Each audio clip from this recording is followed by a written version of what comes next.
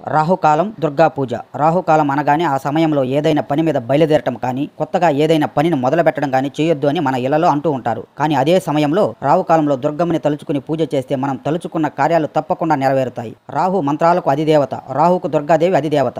ఆ సమయంలో మనం చేసే స్తోత్ర పారాయణము చాలా మంచి ఫలితాన్ని ఇస్తుంది. అందుకే గ్రహణ సమయంలో మంత్రం తీసుకున్న వాళ్ళు మంత్రజపం చేసుకుంటారు. ప్రతిరోజు రావుకాల సమయంలో దుర్గా అమ్మవారి పూజ చేస్తే చాలా మంచిది. రోజు చేయడం కుదరని వారు మంగళ శుక్రవారాల్లో రావుకాల సమయంలో పూజ చేయాలి. ఆ సమయంలో గుడికి వెళ్లి పూజలో పాల్గొనడం చాలా మంచిది. అలా వీలు కాని వారు ఇంట్లోనే శుచిగా పూజా గదిని శుభ్రం చేసుకుని దీపారాధన చేసి ఏదైనా శ్రీ దుర్గా స్తోత్రం చదివి నైవేద్యం పెట్టాలి.